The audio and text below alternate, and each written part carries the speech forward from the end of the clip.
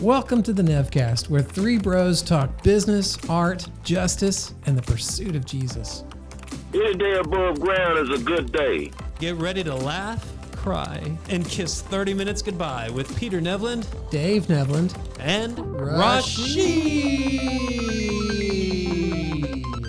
Right. Yo, here we are. We're all here. Here we are. Oh, clap. Here we go. That was real in sync there. Welcome to the Nevcast, Ready? where we clearly don't have it together. Pete. Oh, Yeah. sheesh. Hey, it's there's Dave over there. I'm Right. Peter, and here's Rashi. Well, yeah, we can see him. Maybe y'all can. What up, Rashi? They still We can't can hear see you. you. It's fine.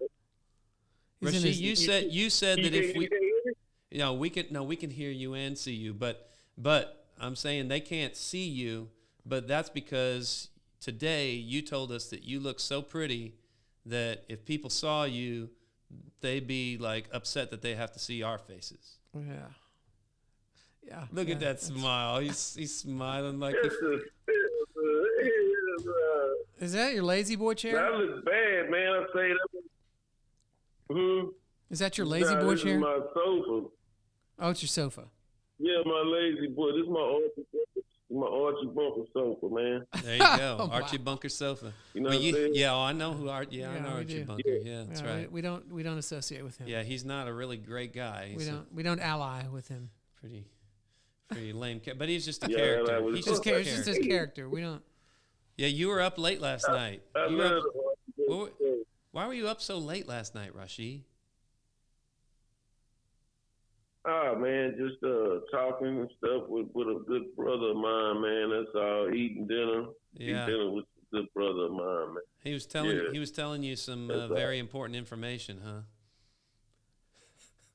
That's a lot of the different stuff, man. You know, that's all. I know, it's all good. Hey, so Rashi, you've been kind of on this like almost, I don't know if you know who Odysseus is, but an odyssey of a journey to get kind of to the place of, stability and everything, right?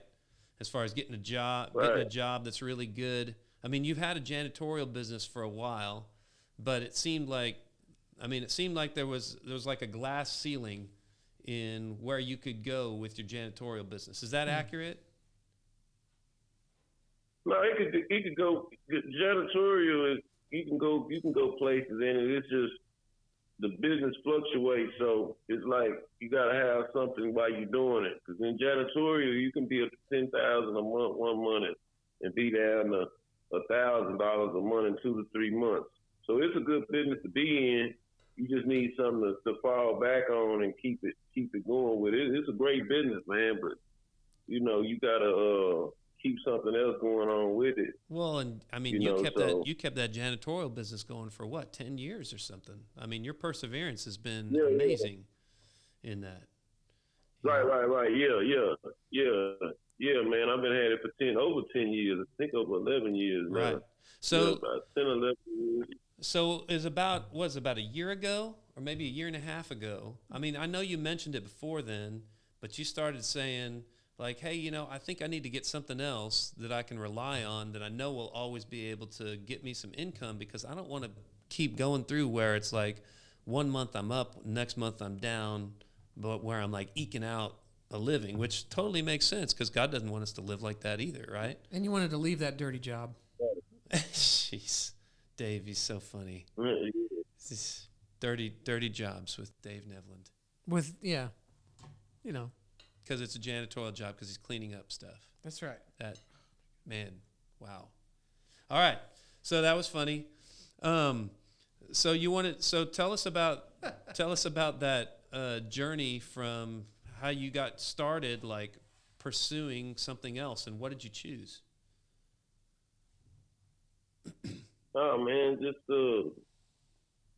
looking in. I've been investigating it for years, getting truck driving. I've been a part of truck driving since I've been a kid. So right, I come up in around the trucking industry. I wanted to do it actually when I came home from prison, but I had some counselors that wasn't on my side and wouldn't sign off for me to go to school. So I just recently with me saving up some money and with the help of some good friends, got me through school and helped me get started in the industry, man. So I don't want to mention their names. You know who they are.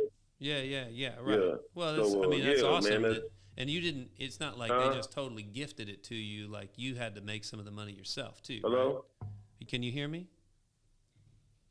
Can you hear us?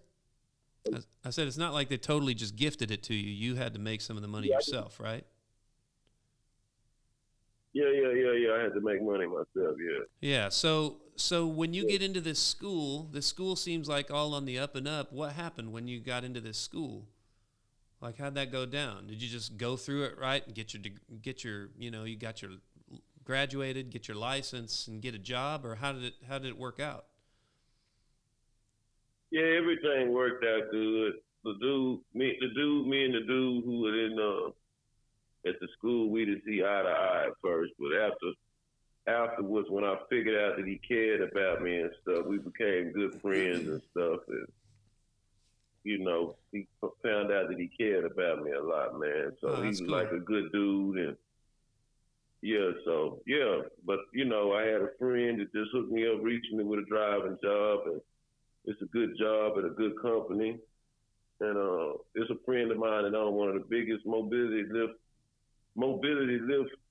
businesses here in Houston. So he hooked me up with a cat, and cat brought me on to a good company. I'm on over there right now. All praises due to God. Yeah. So I'm in.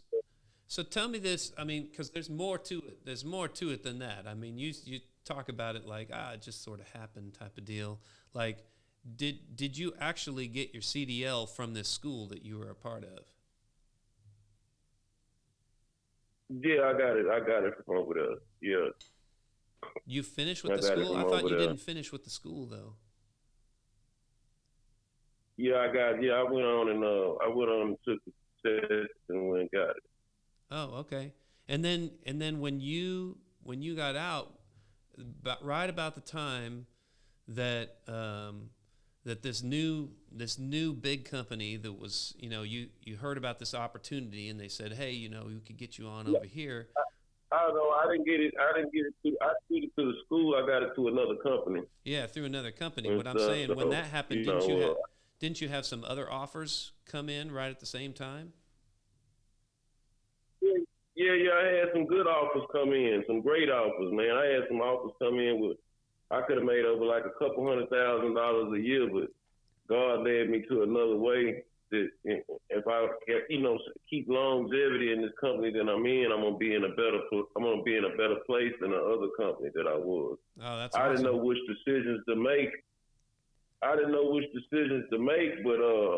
God had opened the doors for me and showed me which way to go, because I didn't know which way to go. Yeah. So he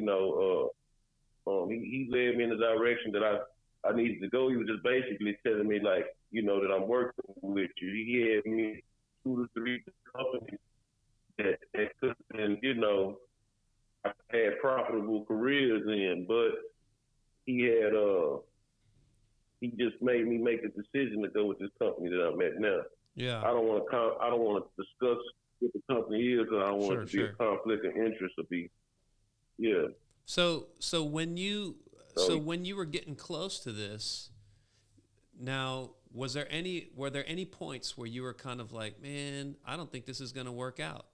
I don't think the school's going to work out to get my CDL. I don't think that I'm going to be able to get this job. Did you have any kind of like dead ends that happened where you were like, man, I just don't think I don't think I'm going to be able to make it through this? Did you feel like that ever?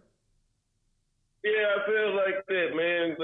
You're going to feel like that. There's a lot of stuff that you go through, but yeah, I feel like that at first, but then, you feel down for a couple minutes, but at the end of the day, when you believe in God, you're going to vent. You got friends that you can call and vent to, but at the end of the day, one thing that I know about God is that he never let me go without. He always helped me come through. He gonna never let me be without. So Yeah. yeah, he came through. You know, you got your doubts. You call your friends, your brothers, vent about stuff, and that's that. But you don't carry it along for the rest of your life and be like, oh, I'm just going. You know what I'm saying?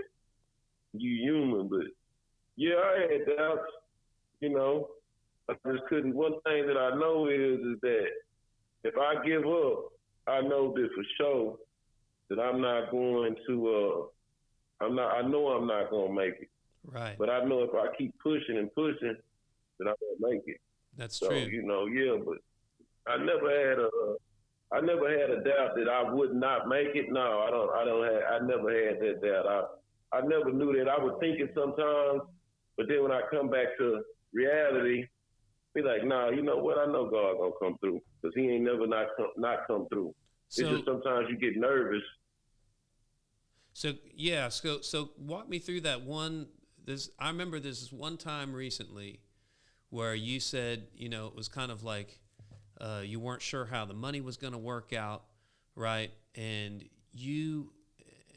so you were telling me, man, I don't know what I'm going to do if you know, if this job doesn't come through, or if, you know, I can't get my license exactly right now. It's like all this stuff was coming to a head, and you didn't have, and then somebody had taken a bunch of money out of your bank account, you know, and so you're like, oh, what am I going to do? And you said that you had an encounter with Jesus where he talked to you and told you stuff. Can you tell us about that? Like, what did he say that calmed your spirit? Because I know when you're doing something new, it's difficult. And I remember, like, for instance, whenever I was in Thailand and I was learning Thai, or when I was in Germany learning German, I remember that the point that I would get the most frustrated and I would like break down emotionally and cry and be like, why am I over here? I'm by myself and nobody knows me and I can't speak the language. I can't do anything right and I can't think. It would always be those moments where God would come to me and he would be like, Peter, it's going to be okay. Get up and stop crying, stop worrying about it.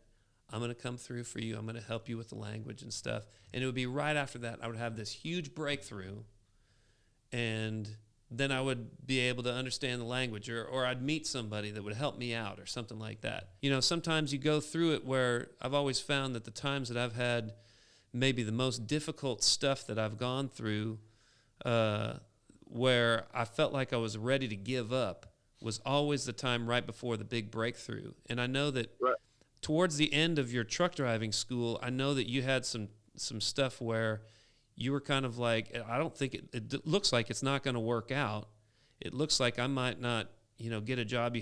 There was a job that you thought you were going to get, and then it didn't happen. And then, you know, there's some stuff that was happening. Can you take us through that and what Jesus told you to help you persevere and make it to the place where you are now, where you got this fantastic job that's really great? Oh man, it just basically just said or told me, you know, just trust in me and believe in me and just stick at it. And he like put me at different places and opened doors for me to get more seat time and to learn better. He gave me a job like as a yard mule and stuff like that, delivering trucks and taking trucks like to close cities in Houston and stuff. And it was crazy because I was praying like, you know, God, I need to get more seat time. I need to do this. I need to do that. So he actually lined me up and put me in great places, like with jobs that if this other job didn't go right, he gave me like 2 to 3 different options where I could go to, you know. So, but I didn't know which way to go because it was all of it were great opportunities. Yeah. You know, so he just helped me, you know, he helped me make the right decision on where I'm at right now. That's awesome. So it helped me make the right decision. But yeah, it was times that I wanted to give up, man, because, you know, money got stolen out my account. Right. You know, and stuff. Well, I wouldn't have it nothing, and lost accounts and stuff for cleaning, and so it seemed like, man, the world was going to really crash on me. Everything was gonna crash on me, but it seemed like he came through. Yeah. And I wanted to give up. I'm not gonna lie, I wanted to give up and say forget it. I was thinking about going in a bank, man, with a note and tell them, hey, man, give me a couple $100,000 about the bank. Right. So, but I didn't. They just go to show you that, if you just stay patient and persevere, man, and keep trusting God, that He'll come through. You know what I'm saying? He will. Yeah. You just gotta accept it. You gotta just be able to just don't be a captain and be a sailor out there when it's sunny outside. And you got the ship and it's sunny and you riding the waves and everything looks good. Oh man, I'm a captain of this ship.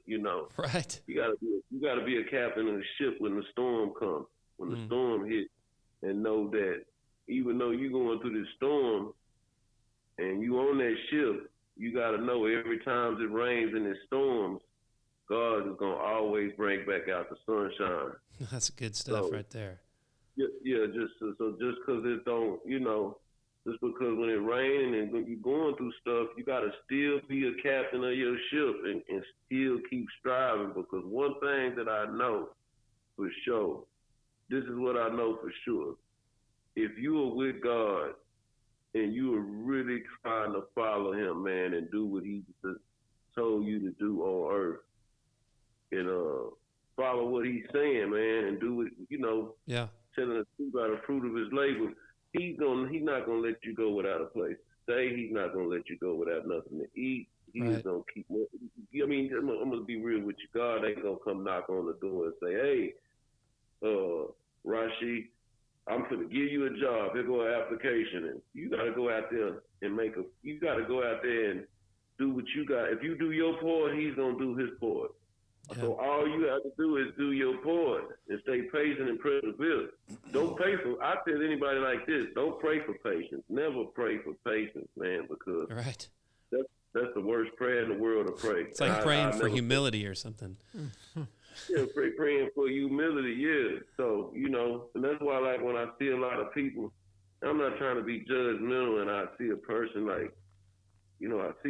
and they be under a bridge or something like that and be like, oh, I believe in God, and, whoop, and, I look at that and I pray for them people that I don't like to see nobody be homeless or hold my nose up anybody. But one thing that I know, when you truly follow God and do what you got to do and give it your best, He's going to make it happen for you, man. I'm just telling you. And I'm thinking about, I saw that from people around me, friends that I've had, that if you would have, in retrospect, if you would have knew these cats and you see them today and how they are now, I knew dudes who was full-blown dope fiends who smoked crack in my house, man, who was crackheads, who was heroin addicts.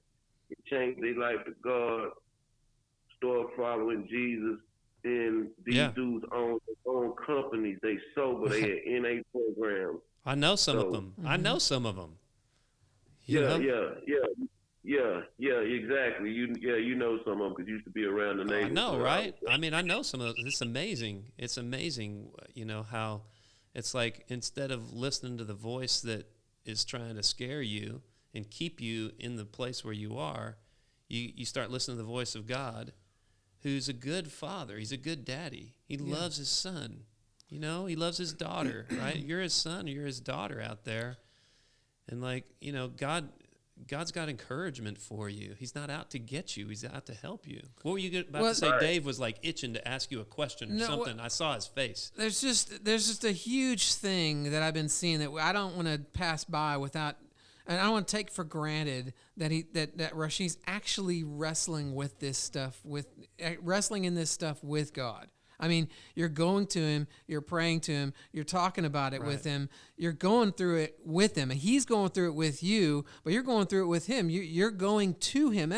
Like people don't do that. A lot of people don't do that. Yeah. Like they might even know about God, but they don't walk with him through things. They don't take their burdens to him Right. and wrestle, or even wrestle with him on over things. And you're doing that. I mean, that's what a son does. I mean, with his father. That's what a Right. friend does. But that's what a brother does with each other. Man, they wrestle through stuff. And so, just the fact that you're going to God with these things, that you're traveling through there, you're walking through these things with him, like intentionally with him, is a huge thing. I mean, it's a huge testimony of being his son and being transformed by him to the point that you trust him to go through that stuff with him. Yeah, I mean, that's massive. and Satan's never going to tell Right, you. right. Satan's never going to tell you, Rashi, you are courageous. Yeah, he's not going to say that. That's right. He's not You going are to say courageous. That. You have saying, been courageous to look, this hang isn't on, working. to hang on to God through all this, and to persevere through as many things, difficult things as you've come through. Like you have, it just blows my mind to think like what God is going to reward you with in heaven and here on earth, the good things that he has planned for you because you have held on to him, and how proud he is of you, how proud I am of you. Yeah. I've been your friend for over 20 years, and I've watched you continue to walk with God and to ask him, not to let go of him, and to be my friend and be consistently my friend through all, my ups and downs and stuff, right? No matter how small the flame is, man, he's not going to come out and snuff it out. I mean, God doesn't snuff it out. He's not going to snuff the flame out. He's going to blow on it and build it back up. He's just always not going to. He's not going to break you off. It makes me think of two things. One, in Psalm 24. Psalm 24 starts with, it says, the earth is the Lord and all its fullness, the world and those who dwell therein. He's founded it upon the seas. He's established it upon the waters. Okay? So everything is God's. Mm. And then it says, so who could ascend the hill of the Lord? Mm. Who can stand in his holy place? Or in other words, if God's that big and he's so cool, who could actually get to him? And it starts off with the usual stuff that you would think, okay, this is probably right. It says, whoever's got clean hands and a pure heart, who's not lifted up his soul to an idol or sworn deceitfully, then this one will have blessing, and this one will have, I forgot what the next verse said, exactly the next thing. This will have blessing and will find favor with the God of Jacob. And then it says this sentence that's like out of left field. So basically, you got to do good things, you got to have good intentions, and you can't be sounds like it's on you, giving yourself to, right? And then at the end it goes, this is Jacob, the generation of those who seek you, who seek your face. Do you know who Jacob was, Rashi? Do you know his story? I heard of him, but I don't want to sit and say I know the story and lie now, but I heard of him. Okay, so check this out. His name meant deceiver. His name meant deceiver. And he did it. And then he deceived his dad and his brother out of getting his brother's birthright, because his brother was the firstborn. So he gets the blessing from his dad, tricks his dad and his brother to do it. Then his brother wants to kill him. So he runs away. He's so full of courage. He runs away, has an encounter with God on the way. When he gets out and he ends up coming to his uncle's place, he wrestles with God. He thinks his uncle's daughter is hot. And he says, I'll work for you 7 years so I can marry her. But instead of being able to marry that girl that he worked for, his uncle gives him her sister, who's not the pretty one. And when he wakes in the morning, because the lights are dark and everything like that, he's like, you gave me your sister. And he's like, I'll work another 7 years and I'll give you her sister. I'll give you the one you actually want. So the guy ends up with 2 wives, all sorts of family dysfunction. He then has to leave Laban and becomes rich, and he's got to go back to his brother. And on the way, it says he meets a man and he wrestles with him until daybreak. And he says, let me go. And he goes, I won't let you go until you bless me. He goes, let me go. I won't let you go until you bless me. Mm-hmm. And he says, okay, I'm going to bless you. But he blesses him, and he touches the muscle on his hip, and it says it shrank, and he limped for the rest of his life. And he said, now tell me your name. He goes, why do you want to know my name? knowing that it's wonderful, and he disappears from him. And he goes, Right, oh my right. gosh, I just wrestled with God. I wrestled with God face to face, and I overcame. And it says that those people like Jacob, who were so screwed up and dysfunctional and messed up like us, like all of us, right? But Right. who want him. You know what Jacob had the whole time? At least he What's wanted that? God's blessing. Yeah. His brother didn't really want his blessing until he lost it. But before then, he didn't care about it. He sold his birthright to Jacob for a bowl of stew. And Jacob would do anything to get it, even if it was illegal. Right, And it right, says right, that right. those people, it says people like that, people who really, really want God, they're the ones Yeah. who are going to be able to come in his holy place, because God's highest priority is not perfection. It's loving right. you. It's loving you and being as close to you as possible. It's intimacy. Right. And that Yeah. sounds exactly like your story, because you keep hanging in there and wrestling with God, just like Jacob did, and going, God, I am not going to give up until I've got something that is going to be stable for me, for a family. And then you know what God does? He made a promise. He makes promises to us, right? And I know he's Right. made promises to you, and you don't have to share those, because sometimes those things are real personal, but God's kept you through it. And I just love your story. It's like, God never let me go. He never let me go without. He's always come through for me. And we always say to each other, man, Rashi, look, he's not going to pull you out of the river in order to drown you in the sink, Right. You so right. So right. and the other part of it is that Psalm 72 says that when the Messiah comes, his first priority is that he's going to give justice to the poor. And I thought, why would you give justice to the poor? Don't the poor want money? Why would he give them justice? Right? And I thought, you know what the problem, what keeps people poor? They don't believe that they're ever going to have enough. And so whenever they get money, they use it inappropriately, and so it goes away. They either spend it too quick, or they just bury it and don't do anything with it, don't invest it so it doesn't grow. They have no confidence that they will ever get justice. Right. So what's God been doing, Rashi? I mean, has God, just come and given you handouts of money? He didn't do that with me. Did he do that with you, No. Dave? Right. No. In the struggle, he comes to us in the struggle, and what does he say? What did he say to you in the struggle, in the middle of the struggle, Dave? He says, "Trust me. Keep going. Keep moving. What does he say to you, Don't Rashi? let nobody turn you around." Oh, just trust me. The same thing. Trust me and keep doing what I asked you to do. Don't worry. Right. That's it. I hear that too. He's like, "Hey, I love you. I'm going to take care of you." That's what he says the most times. I remember love you. I remember this one time I was in Indonesia. I was on the last tour of, I think it was 2007, and I'd spent 7.5 months on the road that year, and I was just like out of my mind. I was there by myself. I was with our friend Michael Quinn, and I was doing this I would perform, I performed in a Muslim university, and tell them all about Jesus and show how art bridged the gap between Muslims and Christians and stuff, right? And perform all these other places. And I was supposed to preach at this church the next morning, and I had just found out that my girlfriend had broken up with me.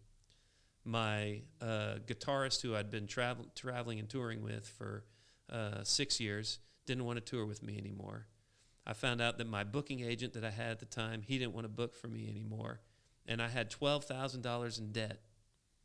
And I didn't know how I was going to pay off, because I had nothing scheduled for the next year, no shows or anything like that. I didn't know where the money was going to come from. And I'm in Indonesia. I'd actually had to bribe an official in Indonesia to let me get in, because my passport was within 6 months of expiring, and they're like, "Oh no, you got to pay us money to come in." I was like, "I don't have any money," and I gave all the money that I had to them, and I had debts, like $12,000 in debt or something. And I have to pray. I have to preach the next morning. I got to tell them something that's going to inspire these Indonesian people. And I just prayed, and somehow the idea came into my head to ask God, what do you think of me? Mm. And God said, Right. I'm so proud of you. You couldn't have done any better. you have gone through so much, and you've stuck it out, and I'm proud of who you are, and I'm going to take care of you. I'm going to help you pay off your debt. I'm going to provide for you, and you can trust me. And I thought at that moment, how in the heck is God proud of me? How does he? But then again, he can't lie. So my circumstances do not look like things are going to be fine. But if he said that they're going to be fine, I can either trust him or I can trust what I see. So either what I see is messed up or what he's saying is messed up. And I decided, okay, I'm going to trust God. That was my sermon the next morning. And it turned out to be exactly what these people who are from Indonesia, who they didn't have any money either. They probably had even less than I did, or more debts than I do. I don't know. Definitely less opportunity. Well, they had the government coming down on their backs too, watching what they did. All that kind of It stuff. moved them, and we had a moment together, because I think God had to get my attention so that I could speak to them where they were, And that's what you're doing, man. You're speaking to people where I'm sure there's a lot of people out there, man, who felt like giving up. And you not giving up, Rashi, and you pressing in and trusting God and believing God that God's going to give you, like you have a different outlook than you had when I first met you. Right. Yeah. I mean, you have a whole different paradigm. You got a whole different view of everything. Right. It's crazy what David just said. I was just thinking about this. He said, man, it's an old Negro spiritual. It said that I ain't had troubles. I'm trying to think the way it said. I ain't had troubles since I laid my burdens down, man. It's an old song. Yes. I done had, since I laid my burdens down with God, everything been cool. It's scary though at first though. Like when you start to do stuff, cause you be like, damn, man. Sometimes you be up under a lot of stress, but as you go on and keep believing in God, man, it's like your faith grows stronger. When stuff come up, you'll be like, oh, okay, it's a problem. I'm take it to God, and I know He gonna fix it. So, but when you first going through all that stuff, it can be scary though, man. It can be nerve-wracking. Absolutely. When God comes through it, just build your faith up more. You know what I'm saying? Yeah. What is that, Rashi? What is that like? I know that, sometimes I hear the Lord speak to me. I hear Jesus speak to me, and sometimes it's clearer than others. Dave, do you ever hear the Lord speak to you? Yeah. Sometimes it's clear. But I mean, it's when I say speak to me, it's like a strong impression, like that I can't get away from. Like inside your head, like not like you see it written somewhere in the sky or something. I haven't seen that. No. Some people do see it in signs. Right. Like real signs, like billboards. Yes. But so you haven't. No. So you hear it like. No, it's a strong impression that I know it's from Him because it comes with its peace. It's like, oh yeah, and you can't explain the peace, but it comes. It comes Right. with that's like, oh, that's Him. It's not me. Okay. It's not the devil. It's Him. Does that sound similar to how you hear God too, Rashi, or is it different for you? Yeah, I just speak like Him, and it's like a voice in your head, man. It's like a voice. You'll know it.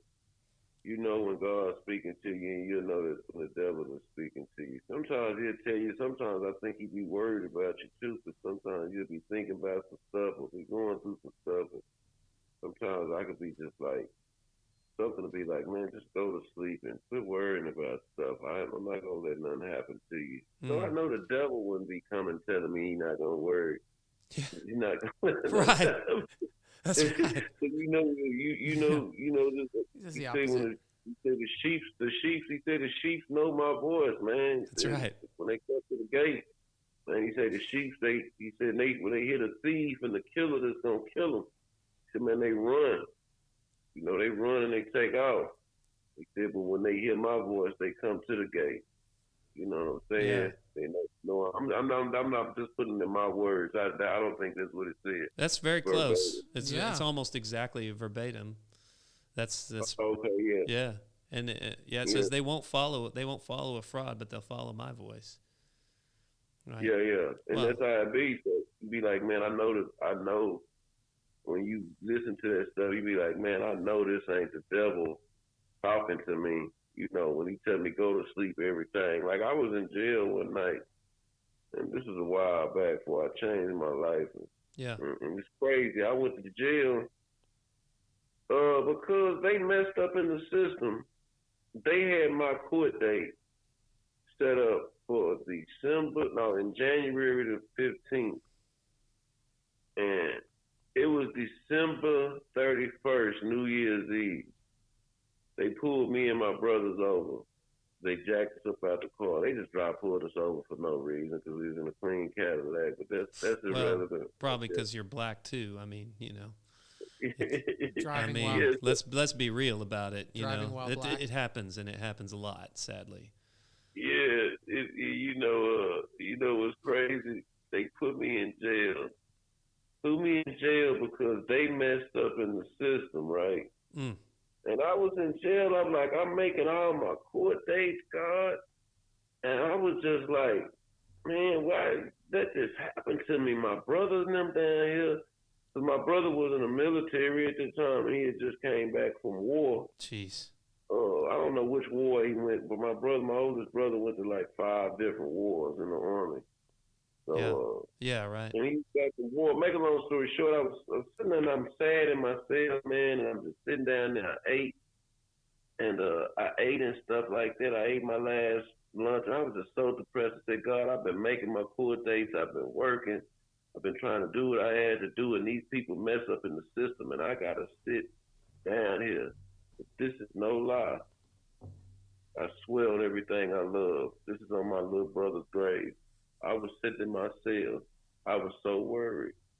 And a voice came to me and said, look, get you some rest and don't worry about nothing. Tomorrow, I'm going to get you released from this place. Don't worry about nothing. I just want you to rest and get you some good rest and be ready to go home in the morning.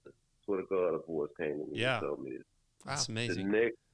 The next morning, I was getting up, get ready to get breakfast, get my breakfast tray.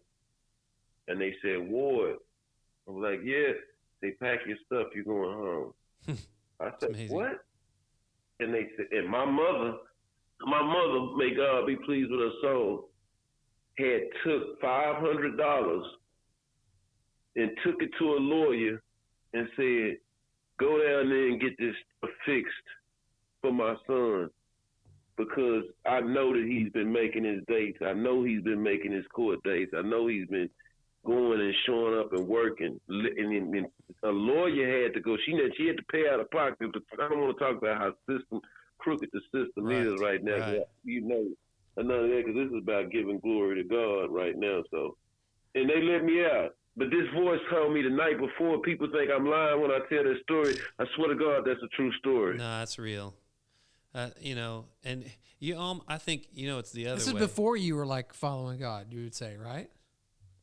You know what's crazy? Even in the streets, bro. You know what's crazy, Dave? When I was in the streets, this is no lie. Every night before I went to bed, I swear to God, this is no lie, I said my Father's prayer every night when I went to bed. Even when I was in the streets, when I was robbing, doing stuff, selling dope, doing a bunch of stuff, getting drunk, high on drugs, just being just a straight up gangster. I never went to bed a night and never said my Father's prayer. That's on everything I love. Every night that I went to sleep, I always asked God to forgive me. I wasn't caught up in going to services and stuff like I am now, but I always ask God for forgiveness because my grandma taught me that since I was little. She said, I don't care what type of lifestyle you live, baby, before you go to sleep at night, always ask God for your sins. Not even if you live in a bad life. He said, just always, don't never go to sleep without asking for forgiveness. So I always prayed my Father's prayer before I went to sleep, and I always asked for forgiveness every single night when I was in the street. You know what's so awesome about that? God was like, that's good enough.